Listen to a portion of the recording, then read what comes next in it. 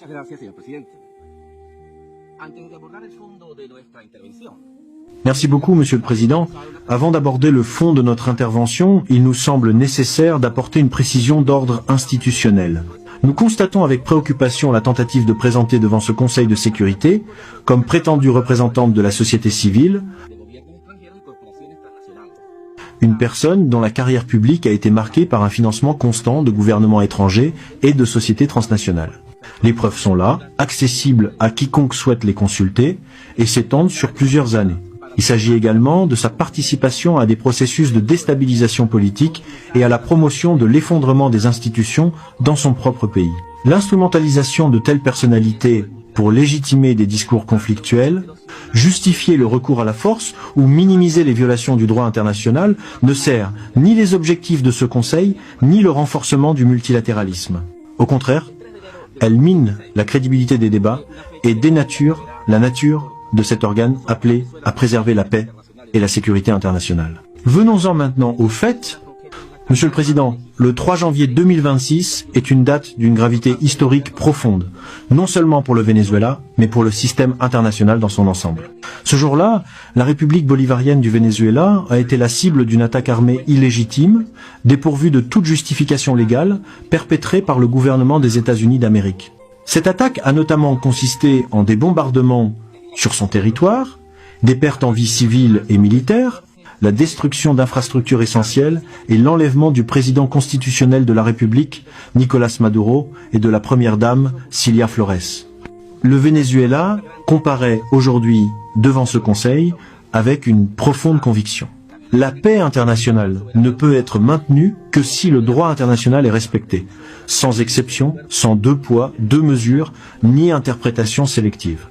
Les événements du 3 janvier constituent une violation flagrante de la Charte des Nations Unies, commise par le gouvernement des États-Unis, en particulier la violation du principe de l'égalité souveraine des États, la violation de l'interdiction absolue du recours à la force ou à la menace de la force contre l'intégrité territoriale ou l'indépendance politique de tout État, consacrée par l'article 2, paragraphe 4 de la Charte, et la violation de l'obligation de régler les différends par des moyens pacifiques. De plus, ces actes violant gravement les conventions de Genève et leurs protocoles, compte tenu des attaques indiscriminées contre la population civile et les biens civils. Le droit international des droits de l'homme a également été violé, notamment le droit à la vie, à l'intégrité physique et à la sécurité. L'enlèvement du président de la République par le gouvernement des États-Unis d'Amérique revêt une gravité particulière, car il constitue une violation directe d'une norme essentielle du droit international. L'immunité personnelle des chefs d'État en exercice. Cette immunité n'est pas un privilège individuel, c'est une garantie institutionnelle qui protège la souveraineté de l'État et la stabilité du système international. Cette méconnaissance affecte non seulement le Venezuela, mais crée également un précédent extrêmement dangereux pour tous les États représentés dans cette Chambre, quelle que soit leur taille, leur puissance ou leurs alliances. Monsieur le Président, la résolution 3314 de l'Assemblée générale définit clairement comme acte d'agression le bombardement du territoire d'un État par les forces armées d'un autre État, ainsi que l'invasion ou l'occupation, même sans annexion formelle. Les événements que nous dénonçons relèvent sans équivoque de cette définition.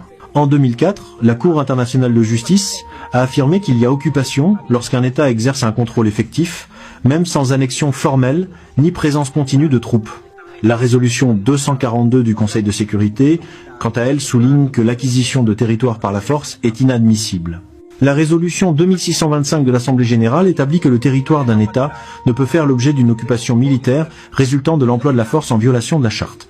Laisser de tels actes impunis revient à normaliser la substitution de la force au droit et à saper les fondements mêmes du système de sécurité collective. Aujourd'hui, ce n'est pas seulement la souveraineté du Venezuela qui est en jeu, mais aussi la crédibilité du droit international, l'autorité de cette organisation et la validité du principe selon lequel aucun État ne peut se substituer à la justice, à la partie prenante et à l'exécution de l'ordre mondial.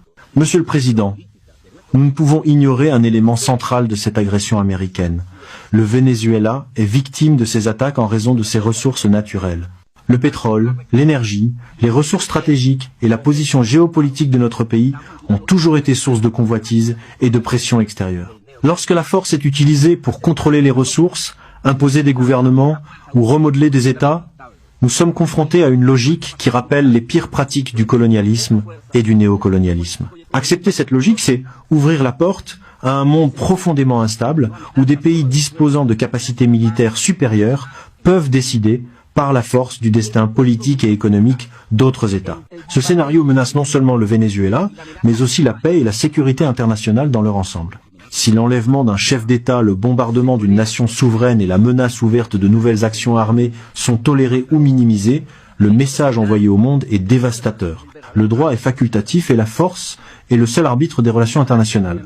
Le Venezuela croit fermement à la diplomatie, au dialogue et à la coexistence pacifique entre les nations. Telle a toujours été notre position historique, et elle le reste aujourd'hui, même face à une agression de cette ampleur. C'est précisément cet engagement en faveur de la paix qui a été violé le 3 janvier. En conséquence, le Venezuela exhorte ce Conseil de sécurité à assumer pleinement ses responsabilités et à agir conformément au mandat que lui confère la Charte des Nations Unies.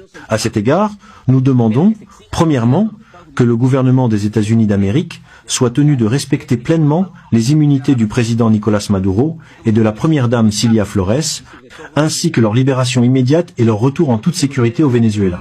Deuxièmement, que le recours à la force contre la République bolivarienne du Venezuela soit condamné clairement et sans équivoque. Troisièmement, que le principe de non-acquisition de territoire ou de ressources par la force soit réaffirmé.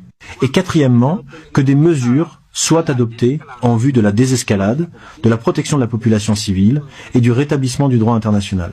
Monsieur le Président, malgré la gravité des événements, le Venezuela tient à informer ce Conseil et la communauté internationale que ses institutions fonctionnent normalement, que l'ordre constitutionnel est préservé et que l'État exerce un contrôle effectif sur l'ensemble de son territoire. Conformément à notre Constitution, la vice-présidente exécutive, Delcy Rodriguez, prête actuellement serment en tant que présidente par intérim de la République, garantissant la continuité institutionnelle, la stabilité et la paix intérieure.